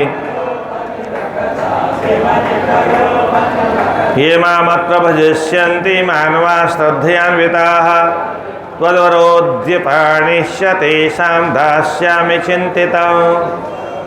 तुम्हारा इस कथानक का स्मरण करने वाला यत् किंचित कामना करेगा तो वह कामना भी पूरी हो जाएगी। तो इस प्रकार से वरदान दिया। सुनने वालों को फल क्या मिलेगा यह भी बताया। तो ये यहाँ पर यह द्रौपदी आदित्य कुंड बन गया। और इसके बाद में मयूखादित्य नाम का एक कुंड बताया है। ये पंचनद के समीप है, पंचनद घाट है यहाँ पर, मणिकर्णिका के भी आगे चल करके। वहाँ 5 नदियों का संयोग है, गंगा, जमुना, सरस्वती और धूप पापा और किरणा। ये 5 नदियों का संयोग होने के कारण उस स्थान को पंचनद तीर्थ कहते हैं। तो वहाँ पर मयूखादित्य नाम का स्थल है। तो पुरा पंचनदे तीर्थे त्रिषु लोकेषु विश्रुते सहस्रस्मिन् भगवान तपस्तेपेषु दारुणः। वहाँ पर सूर्य भगवान ने 1-2 वर्ष तपस्या नहीं की, 1 लाख वर्षों तक तपस्या की। दिव्यम वर्ष सहस्त्रंतु सतेन गुणि तस्मुने, 1 लाख वर्ष की तपस्या। और उसके बाद में उन्होंने भगवान भोलेनाथ का स्तवन किया, गौरी मंगला का स्तवन किया। ये दोनों स्तोत्र आगे विद्यमान हैं। सूर्यात्मा से जगतो वेदेषु परिपठ्यते सैव चज्ज्वालयिता कोनस्त्राता भवेद्यः। सूर्य भगवान तो वैसे ही गर्मी के देवता हैं और तपस्या से इतने और तेजस्वी हो गए कि जो आग उनके निकलने लगी तो सारा संसार जलने लग गया। और तब सभी देवताओं ने भगवान से प्रार्थना की, भगवान इनकी तपस्या से इनको विरत करिए। और तब जगच्चक्षुरसो सूर्यो जगदात्मेश भास्करः जगद्योन्यमृत प्रायं प्रातः प्रातः प्रबोधयेत। ये वो सूर्य भगवान है। कौन सूर्य भगवान? ध्यान से सुनिए। यहाँ पर स्कंद भगवान कहते हैं, भगवान भोलेनाथ के बड़े पुत्र महर्षि अगस्त से कहते हैं, सूर्य भगवान प्रत्येक मरे हुए प्राणी को रोज जीवित करते हैं। क्या मतलब हुआ? बोल, रात में हर आदमी मर जाता है, सूर्य भगवान उदय होकर के सबको फिर नया जीवन दान देते हैं। इससे सिद्ध क्या हुआ? यही बार बार मैं कहा करता हूँ, हम रोज मरते हैं, प्रतिक्षण मरते हैं, पर हमको अपनी मृत्यु का ज्ञान नहीं। और फिर भी मौत से डरते हैं। 8-10 घंटे तो रोज मरते हैं हम। राधे राधे मैया। अरे कम से कम वृद्धावस्था की तो लज्जा रखिए। बता, कथा में बैठ के ऐसे ऐसे लोग मोबाइल देखें तो कैसे काम चलेगा? असल में क्या हुआ? इतना मैं पूछा करता हूँ लोगों से, क्या मिला मोबाइल से आज तक आपको? कोई कुछ नहीं बताता। हाँ, ये चश्मा देख के याद आया, एक 15 वर्ष के बच्चे के माता पिता ने कहा, महाराज ये बहुत देखता है, इसको समझाइए। मैंने उससे भी यही पूछा, कोई 2 बात ऐसी बताओ जो मोबाइल से तुमको अच्छी लगी हो, कोई ऐसी कोई संस्कार की बात बताओ, क्या मिला मोबाइल से तुमको? बोले महाराज ये चश्मा मिला। क्या बताया? बोले चश्मा मिल गया, और तो कुछ नहीं मिला। छोटे बच्चों किसी से पूछो क्या मिला? कुछ नहीं। और बिना देखे कोई नहीं मानता। और अभी 7 वर्ष के बच्चे ने जो खुराफात की गजब कर दिया उसने, हद, कोई किसी को विश्वास नहीं हो सकता, पर इसी मोबाइल की कृपा से। विचित्र घटना रोज नई नई घट रही हैं। पर गवर्नमेंट इस मोबाइल की गंदगी को ख़त्म करने का नाम नहीं लेती। कभी कोर्ट पूछता था इसमें ये गंदगियाँ डाउनलोड होती क्यों है, तो कांग्रेस की सरकार ने उसमें हल्फनामा दिया, हमको आर्थिक नुकसान होगा, इनको अर्थ चाहिए, बाकी हमारा समाज सारा बर्बाद हो जाए, इसकी चिंता किसी को नहीं। तो जगत चक्षु अशो सूर्य, हमारी आंखों के देवता कौन है? भगवान सूर्य। काहे से देखते हैं हम? भगवान सूर्य की कृपा से। आज के नए बच्चे नहीं मानेंगे, तो फिर उनको मैं समझाता हूँ, दिन में हमको दिखाई देता है, रात में क्यों नहीं दिखाई देता? राधे राधे। क्या आँख तो वही है, दिन में क्यों दिखाई देता है? रात में अंधकार क्यों हो जाता है? आंखों को दिखाई क्यों नहीं? आंख से अगर देखने की क्षमता होती, आंखों के पास में शक्ति होती, तो कम से कम रात को भी दिखता। पर चूंकि आंखों के देवता भगवान सूर्य हैं, वो जब तक रहेंगे तभी तक आंख काम करेगी, उसके बाद में सूर्य की ही कोई एक किरण, चाहे वो ट्यूबलाइट के माध्यम से हो, चाहे लट्टू के माध्यम से हो, चाहे बल्ब के माध्यम से हो, चाहे बैटरी के माध्यम से हो, चाहे दीपक के माध्यम से हो, चाहे मोमबत्ती के माध्यम से हो, वो सूर्य का ही अंश होगा। जितना बड़ा अंश होगा उतना ज़्यादा दिखाई देगा, छोटा अंश होगा थोड़ा दिखाई देगा। पर बिना सूर्य के कृपा के दिखाई देता नहीं। आँख किसी काम की नहीं, बिना सूर्य की आँख वाला भी अंधा हो जाता है रात में। इसलिए इन देवताओं का अस्तित्व हमें मानना पड़ता है। वायु का अस्तित्व तो सभी जानते हैं। 1 मिनट के लिए हवा अगर छुट्टी मांग ले, राधे राधे, क्या होगा? दुनिया में कोई रहेगा?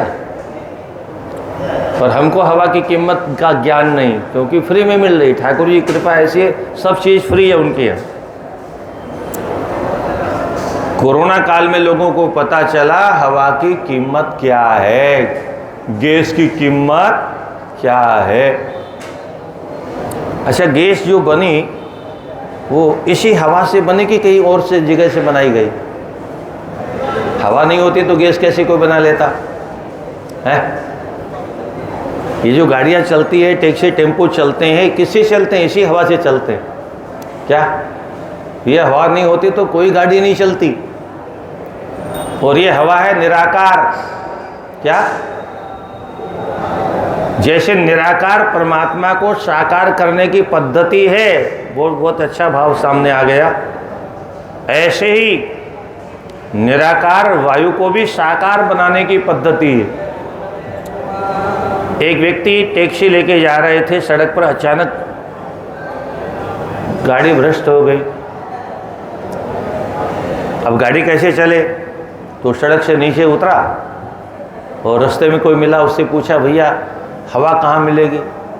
अरे बोले, तुम हवा नहीं ले रहे हो, हवा में तो खड़े हो, हवाई तो मिल रही है। अरे बोले, बाबा इस हवा से मेरी गाड़ी नहीं चलेगी।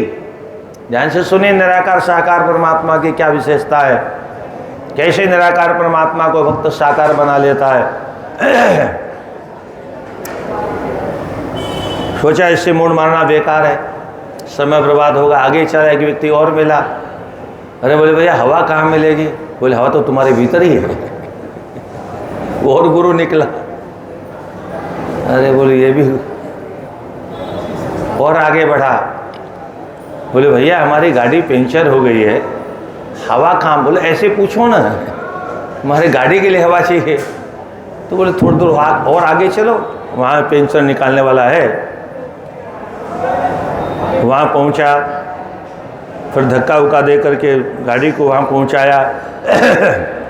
और ध्यान से सुनिए, वो जो निराकार हवा है, उसी निराकार हवा को मिस्त्री एक साकार डब्बा बनाता है लोहे का। उस डब्बे में उस हवा को भरता है और उसमें पाइप लगाता है, और उस निराकार हवा को साकार डब्बे में भर के साकार बनाने के बाद में, और उस पंप के माध्यम से उस टायर के अंदर भरता है। वो टायर भी साकार हो जाता है। उसके पहले तो हवा निराकार है, और अब वही हुआ जो निराकार थी, कोई काम नहीं कर रही थी, तुरंत वह गाड़ी में काम करने लगी और गाड़ी चलने लगी। ऐसे वो निराकार परमात्मा हम सबके भीतर है, तभी तक हमारी गाड़ी डब्बा चल रहा है, अन्यथा डब्बा वहीं ठप हो जाए। तो ये अद्भुत है। प्रत्येक व्यक्ति रात्रि में लगभग मृत्यु को प्राप्त हो जाता है, 8-10 घंटे होश नहीं रहता है। सूर्योदय होता है तब आदमी जोगो रे सूर्य, तब अंधकोपपतितम उद्यन्नेश दिने दिने। प्रतिदिन सूर्य भगवान का यही काम है, जागो उठो उठो, देखो मैं आ गया। हमारे यहाँ संत तो कहते हैं कोई अतिथि घर में आए उसके पहले उठ जाना चाहिए। सूर्य भगवान तो साक्षात भगवान है, वो हमारे घर में घुस गए और हम अभी सो रहे हैं, तो फिर अतिथि नाराज नहीं हो जाएंगे? और भगवान नाराज हो जाएंगे तो हमारा क्या होगा? पर चूंकि 2-3 बजे तक मोबाइल देखते हैं तो सुबह कोई कैसे उठेगा, इसलिए देरी से उठते हैं। ब्राह्म मुहूर्त में उठने की परंपरा तो लगभग समाप्त हो गई, कुछ गिने चुने वृद्ध उठते हैं, बाकी ये भी बंद हो जाएगी। उदेतित्रोद्यमो नित्यम अस्तम व्यास्यत्यमाप्नुयः उदयेनुदये तस्मादस्माकं कारणं रवे। सूर्य का उदय होता है तो प्रजा जागृत हो जाती है, सूर्य अस्त होता है प्रजा शयन में चली जाती है। मनुष्य की जागरण और मनुष्य के शयन का मुख्य कारण सूर्य है। ऐसे काल की गणना कहाँ से होती है? सूर्य से होती है। तो स्वयं सूर्य भगवान काल के भी महाकाल हैं। तो तपस्या के 1 लाख वर्ष तक भगवान सूर्य ने, तो भोले बाबा प्रसन्न हो गए, प्रकट हो गए। इति व्याकुलितं विश्वं पश्यन् विश्वेश्वरः स्वयं विश्वत्राता वरं दातुं संजग्मे तिग्मरश्मये। तीक्ष्ण प्रकाश वाली किरणों वाले सूर्य को वरदान देने के लिए भगवान भोलेनाथ प्रकट हो गए। और प्रकट होने के बाद में कहा वरम ब्रूहि। पर वो सूर्य भगवान ऐसी दृढ़ समाधि में स्थित थे कि वरम ब्रूहि वहाँ कानों तक पहुँचा ही नहीं शब्द। जब नहीं सुना, काष्ठीभूतम तो तम ज्ञात्वा, काष्ठ जैसे बन करके है? जब तक हम साधना करें कम से कम उस समय तक अपने आप को काष्ठ लोष्टवत खंबे जैसा बना लेना चाहिए। कोई कितनी भी आवाज़ दे हमारे कान तक नहीं पहुँचे, कोई क्या कर रहा है हमारे कान तक नहीं, हमारे आँखों तक नहीं पहुँचे, तब साधना का फल मिल सकता है। तो काष्ठ की तरह से, ठूंठ की तरह से बैठे थे, उन्होंने सुना ही नहीं। तब भोले बाबा ने कृपा करके अपने कर कमलों से और सूर्य भगवान का स्पर्श किया। काष्ठीभूतं तु तं ज्ञात्वा शिव स्पर्श पाणिना महातपसमुद्भूत संतापामृतवर्षिणा।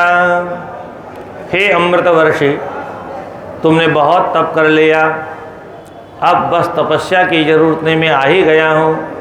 तस्योदयमिव प्राप्य प्रज्ञे पंकजीविनम्। भगवान ने जब हाथ से स्पर्श किया तो उनके कर के द्वारा जो अमृत की वृष्टि हुई उससे वो जागृत हो गए। और मेत्रो नेत्रातिथि कृत्य तक्षम प्रत्यक्षम अग्रतः, अपने नेत्रों को आतिथ्य बनाया। किसको? त्रिनेत्रधारी भगवान त्रिलोचन को। और नेत्रों का आतिथ्य जो प्राप्त हो गया, भगवान का दर्शन हो गया, तो दंडवत प्रणामो चेतुष्टावह पिनाकिनम, साक्षात दंडवत प्रणाम किया और स्तुति करना प्रारंभ कर दिया। पहले पिताजी की स्तुति किया, फिर माता जी की अलग अलग। ये मंगला गौरी के नाम से ये देवी विद्यमान है, जिनकी स्तुति सूर्य भगवान ने की थी। देवदेव जगतां पते विभो भर्ग भीम भव चंद्रभूषण भूतनाथ भवभीतिहारक त्वां नतोऽस्मि नतांचितप्रदः।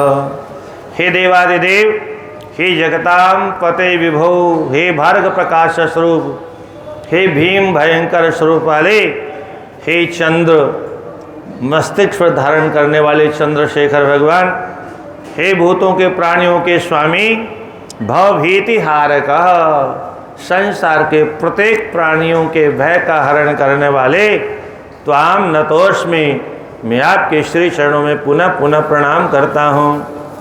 बड़ी लंबी स्तुति है। हे विश्वरूप परस्वरूपम वर्जितः, आप संपूर्ण विश्व आप ही का रूप है, फिर भी आप अरूप हो। ये जो भगवान शिव जी की आराधना पिंडी के रूप में हम लोग करते हैं, क्या है? ये भगवान विश्वनाथ का निराकार रूप है। मूर्ति के रूप में शिव जी का दर्शन करते हैं, भगवान का साकार रूप है। इसको और विस्तार से समझना हो तो ये संपूर्ण भूमंडल ये जलेरी है और संपूर्ण आकाश ही शिवलिंग है। लिंग का अर्थ होता है चिन्ह। भगवान का स्वरूप निराकार विग्रह के रूप में सारे जगत में प्रतिष्ठित है। आजकल जो शास्त्रों का ठीक अर्थ नहीं जानते हैं, वो कुछ भी प्रलाप कर लेते हैं। तो हे देवदेव, वेद वेद्य विदिताखिलिंगिता, त्वां नतोऽस्मि नतवांछितप्रदः, सभी कामनाओं को प्रदान करने वाले हे भगवान भोलेनाथ, आपके चरणों में बारंबार प्रणाम करता हूँ। आप विश्वरूप हो, आप रूप वर्जितः, निराकार भी हो साकार भी हो, आप ही ब्रह्म स्वरूप हो।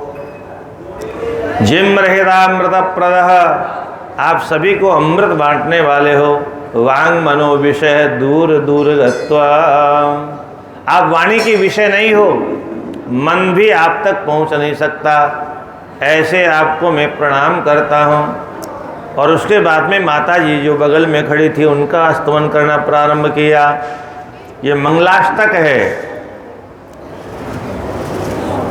इस मंगलाष्टक के द्वारा मंगला गौरी, मंगला गौरी का अर्थ क्या है? मंगल करने वाली।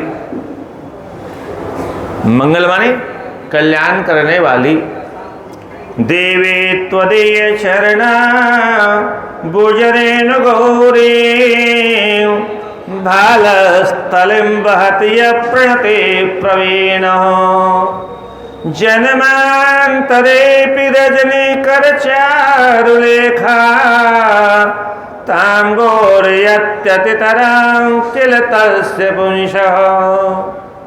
हे देवी, तोदे चरणाम्बुजरेणु गौरी, आपके चरण कमलों की जो रेणु माने धूल है, भालस्थलिं वहति प्रणते प्रवीणः, जो शरणागत करने की कला जानते हैं, ऐसे शरणागत आपके चरणों की धूलि को अपने मस्तिष्क पर रखते हैं। शब्द नहीं रख सकते। जन्मांतरे पे रजनी करे चारों लेखा, जन्मांतरों का पुण्य जब होता है तभी ये सौभाग्य उपलब्ध होता है। हे श्री मंगले कमल मंगल जन्मभूमि, भगवती का एक बहुत सुंदर नाम दिया है, सकल मंगल जन्मभूमि, मंगलों की जन्मभूमि है। माँ तो जन्म ही देती है, तो यहाँ गौरी किसको जन्म देती है? मंगल का जन्म करती है, सबको मंगल बांटती रहती है। विश्वेश्वरी त्वमसि विश्वजनस्य कर्त्री, त्वं पालयिष्यसि तथा प्रलये हन्त्री। आप जगत की ईश्वरी हो, स्वामिन हो, विश्वजनस्य कर्त्री, सारे जगत को बनाने वाली आप ही हो। त्वं पालयिष्यसि, आप ही तीनों लोगों का पालन करने वाली हो। मातर भवानी भवती भवती तीव्र दुख संभार हारिणी शरण्यमिहाति धान्याः, धन्यस्तेव भुवने सुनत एव मान्या, येषु स्फुरे तव शुभा करुणा कटाक्ष। हे माता श्री, वो लोग धन्य हैं जो आपकी कृपा कटाक्ष का भाजन माने पात्र बन जाता है। अर्थात जिसके ऊपर आपकी दृष्टि पड़ जाती, वो सबसे बड़ा भाग्यशाली है संसार में, बाकी तो सब अभागे हैं। हे माता श्री, यो नाम तेजपति मंगल गौर नित्यम सिद्ध्यस्तकम न परिमुंचति तस्य गेहम्। जो मंगलाष्टक का नित्य प्रतिपाठ करता है, कभी मंगल उसके घर से बाहर नहीं जाता। क्या मंगल? राधे राधे। अरे मैं इसको बाद में देख लेना, 2-4 शब्द यहीं सुन लो, ये तो साथी में रह गया। तुलसीदास जी ने एक बहुत अद्भुत दोहा लिखा। वो कहते हैं संसार में 7 बार हैं। कितने बार हैं? 7 बार। तुलसी यही संसार में 7 बार है सार, तामे अब 3 ना रहे मंगल बुध इतवार। अब इन 7 में 3 गायब हो गए। कौन कौन से गायब हो गए? बोले मंगलवार गायब हो गया, क्योंकि मंगल किसी का हो ही नहीं रहा है, क्योंकि मंगल कैसे होगा इसका किसी को ज्ञान ही नहीं, मंगल की जरूरत नहीं। संसार में सबसे बड़ा मंगल सत्संग करता है, और आज सत्संग की कमी हो गई, सत्संग कहीं मिलता नहीं, सत्य कथाएं कहीं मिलती नहीं, मिलती तो खाली नाचना कूदना उछलना बस इतना ही मिलता है। और इसलिए मंगल कैसे होगा हमारा जब शास्त्रों का हमको ज्ञान ही नहीं होगा, शास्त्रों को हम स्वयं पढ़ेंगे नहीं, और खुद पढ़ने के बाद में भी शास्त्रों का अर्थ लगता नहीं। ये तो गुरुजनों की बिना कृपा के संभव ही नहीं है। इसलिए कुछ शास्त्रों को पढ़ना भी हो तो शंकाएं हो जाएंगी, उन शंकाओं का समाधान कौन करेगा।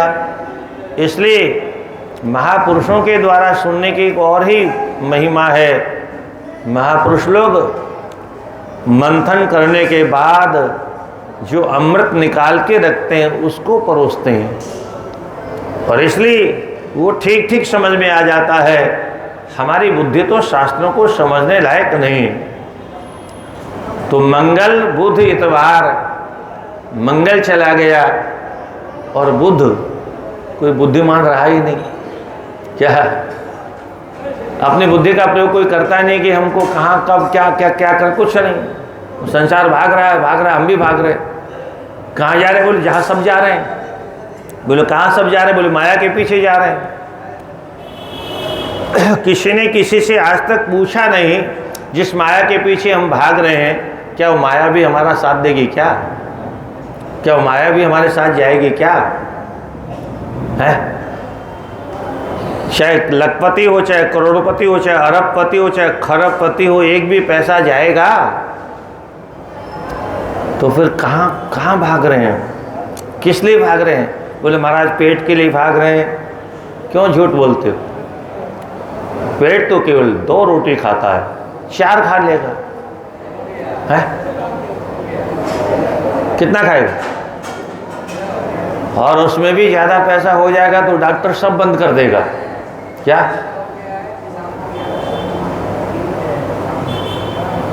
दूध नहीं, अब दूध को जला करके छेना बना के खाओ, दूध नहीं पी सकते पचेगा नहीं। घी का दर्शन नहीं कर सकते, अरे साग को छोंक नहीं सकते, उबाल के खाओ। चाय में चीनी नहीं डाल सकते। क्या बड़ी भारी बीमारी हो गई, लोगों को सबसे पहले पूछना पड़ता है चाय में चीनी डालूं कि नहीं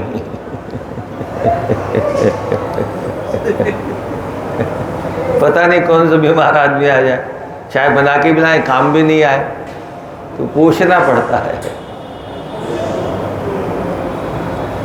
एक चम्मच हम चाय के भी अधिकारी नहीं हैं, हम किस बात के बड़े हैं? रसगुल्ला कोई रख दे थाली में तो एटम बम, ये किसने रख दिया, ये विस्फोट हो जाएगा, जिंदगी बेकार हो, हटाओ हटाओ एटम बम एटम बम। फिर भी आदमी भाग रहा है क्योंकि और लोग भाग रहे हैं। सब लोग जिधर भाग रहे हैं हम भी भाग रहे हैं।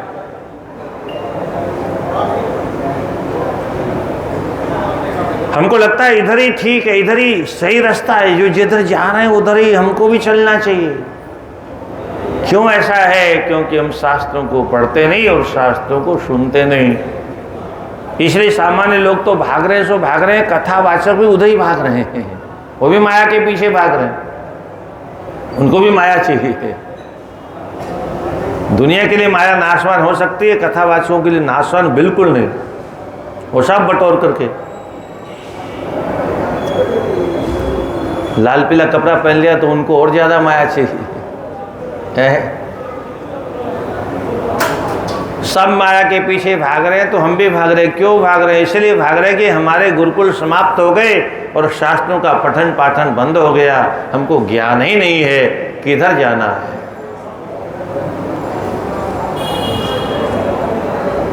बुढ़ापे में बहुत से लोगों के तो बहुत दुर्गति होती है। जब बेटे बहू का घर में राज हो जाता है तब अपना ही कमाया हुआ अपने ही हाथ से हम खर्च नहीं कर सकते, अपना ही कमाया हुआ छू नहीं सकते। और सबसे बड़ा दुर्भाग्य तो तब देखने को मिलता है जब अपने बनाए हुए मकान में हम रह नहीं सकते। क्या? वृद्धाश्रम में जाओ, किसके लिए भाग रहे थे? किसके लिए कमाया? बेटों के लिए, बहुओं के लिए है? अब लो मजा, मजा या सजा?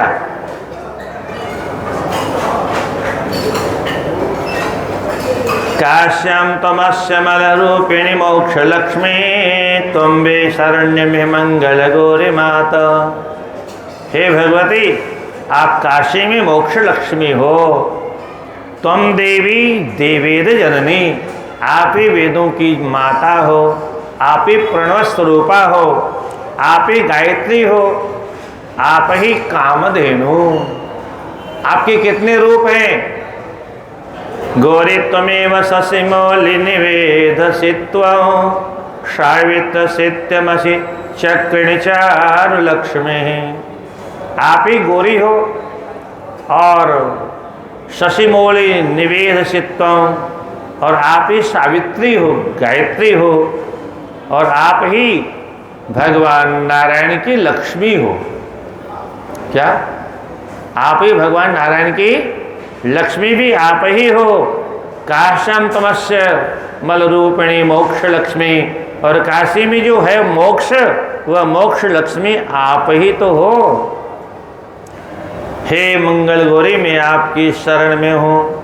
स्तुत्येतां स्मरहरार्ध शरीर शोभा श्री मंगलाष्टक महास्तवनेन भानुः देवीं च द्वे देव मसकृत परितः प्रणम्य तूष्णीं बहुव सविता शिवयो पुरस्तात्। इस प्रकार से स्तुति करके मौन हो गए और तब भगवान भोलेनाथ कहते हैं, उत्तिष्ठ उत्तिष्ठ भद्रन्ते प्रसन्नोऽस्मि महामते मित्रमन्नेत्र गौर्नित्यं प्रपश्ये चराचरं।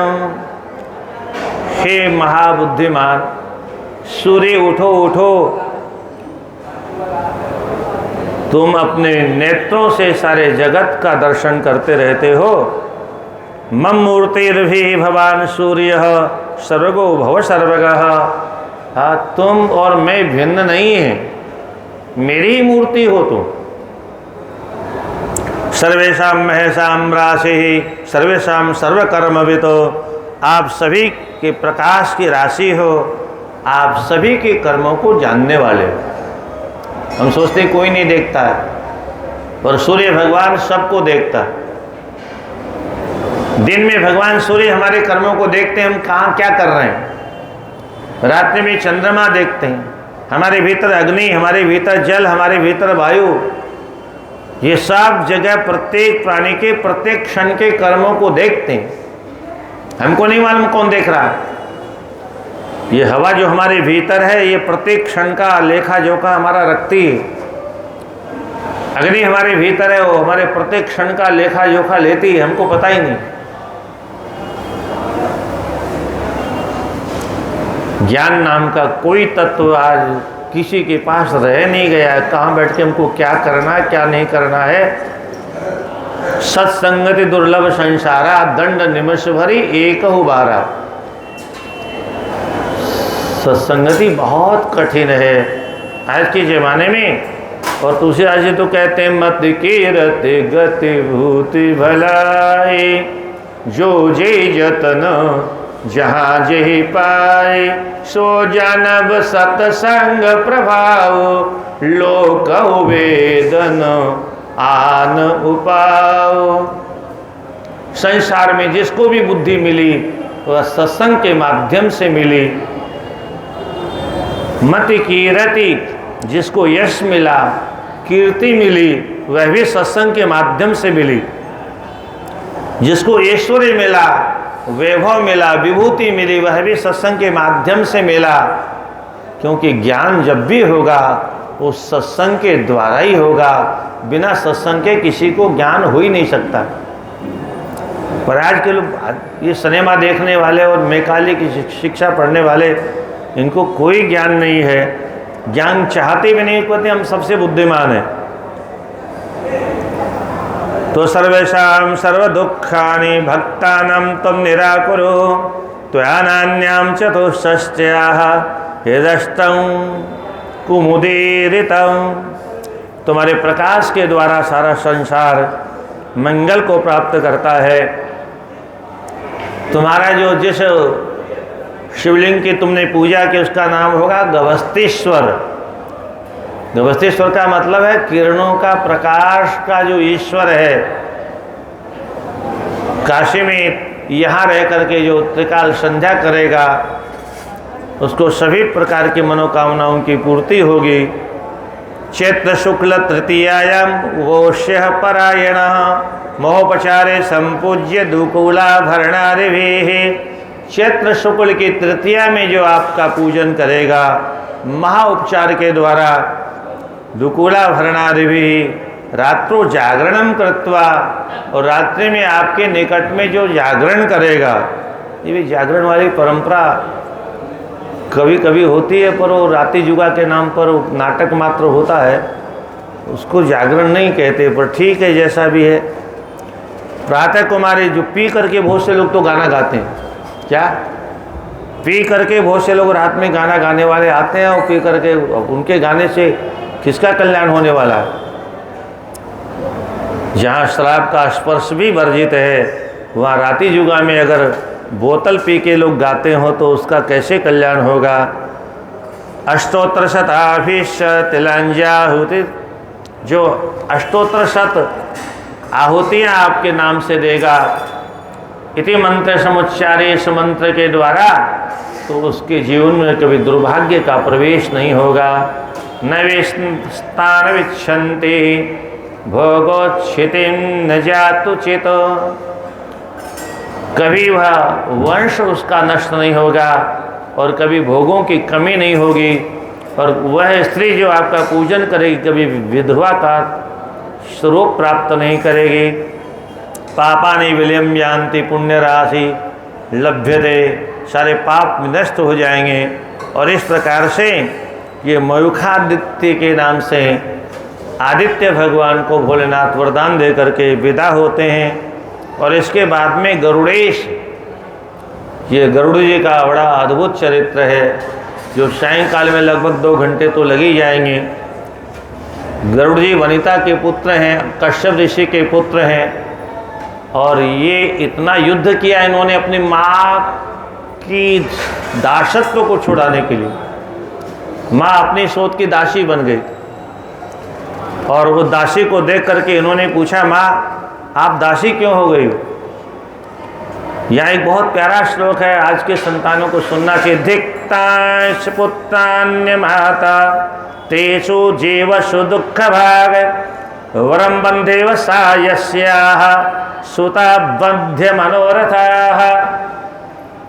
उन पुत्रों को धिक्कार है जिन्होंने जिस माँ से जन्म लिया उस माँ को जो सुख शांति नहीं दे सकते, ऐसे संतानों को जन्म देने से तो अच्छा है स्त्री को बांझ रह जाना चाहिए।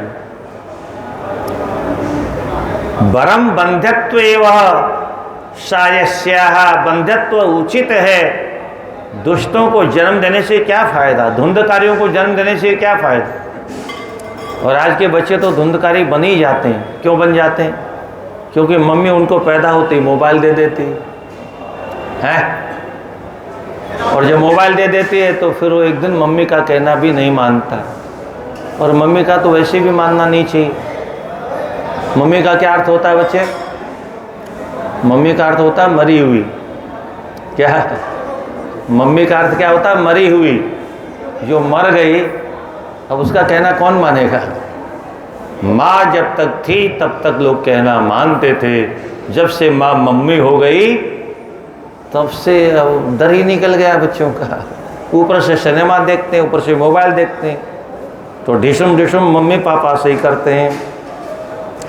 तो गरुड़ जी कहते हैं, हे माता जी, उन संतानों को धिक्कार है, उनको जन्म नहीं लेते तो अच्छा था। इसलिए आप बताओ आप दासी क्यों हो। सारी कथा बताई। शर्त हारने के कारण में अपनी सोच की दासी हो गई। बोले पूछो दासित्व से मुक्ति कैसे होगी? बोले कोई अमृत लाके दे दे। अब ये जब अमृत लेने गए, हे भगवान, देवताओं से युद्ध हुआ, भगवान विष्णु से भी युद्ध हुआ। भगवान विष्णु इतने प्रसन्न हो गए, बोले वरदान मांगो। इन्होंने कहा तुम ही वरदान मांग लो हमसे। हाँ हाँ, भगवान विष्णु से कहते हैं आप ही वरदान मांग लो। बोले फिर ठीक है, आप ही वरदान दे दो हमको। बहुत दिन से मेरे पास गाड़ी उड़ी नहीं थी, मैं सोच ही रहा था कोई अच्छी गाड़ी मिल जाए। तो बोले तुम अच्छे आगे इतने बलवान हो तो मेरे वाहन बन जा। है तो एक वरदान तो ये मांग लिया। बोले चलो दिया। दूसरा वरदान?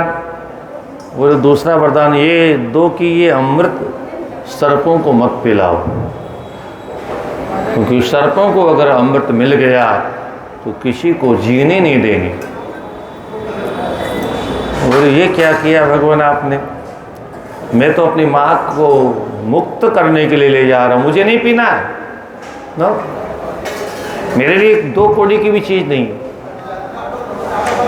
माँ को मुक्त कराना है तो बोले फिर ऐसा करना, इसको कहीं रख देना और उनको कहना तुम नहा धो के आओ। तो सर्पों ने जब देखा आ गया अमृत, बोले पहले मेरी माँ को मेरे हवाले करो और फिर ये अमृत रखा है, नहा धो के आओ, ऐसे नहीं छुआ जाता। भागवत में तो लिखा है स्नान करके संध्या वंदन करो, तर्पण करो, दान पुण्य करो, तब आना, तब पीने का अधिकार मिलेगा। अब वो उधर गए, इधर भगवान विष्णु उसको लेके छू मंतर हो गए। अब कुछ नहीं मिला तो वो अपनी जीभ से उसको चाटने लगे, सरकंडे को, हैं सरपत को, तो जीभ फट गई, दुजीव हो गए। तो ऐसे ऐसे हमारे यहाँ ऋषियों के पुत्र थे पक्षी, पर भगवान नारायण से कहते वरदान मांग लो। उसी वरदान में बेचारे ये दास बन गए। तो ये बहुत सुंदर कथा है, 2 घंटे तो लगभग चलेगी सायंकाल को, और उसके बाद में फिर कल विश्राम करना है, तो संक्षेप रूप में इसका विश्राम भी कर देंगे। हाँ, दोनों टाइम कथा होगी। हर हर महादेव शंभो काशी विश्वनाथ गंगे, हर हर महादेव शंभो काशी विश्वनाथ गंगे, हर हर महादेव शंभो काशी विश्वनाथ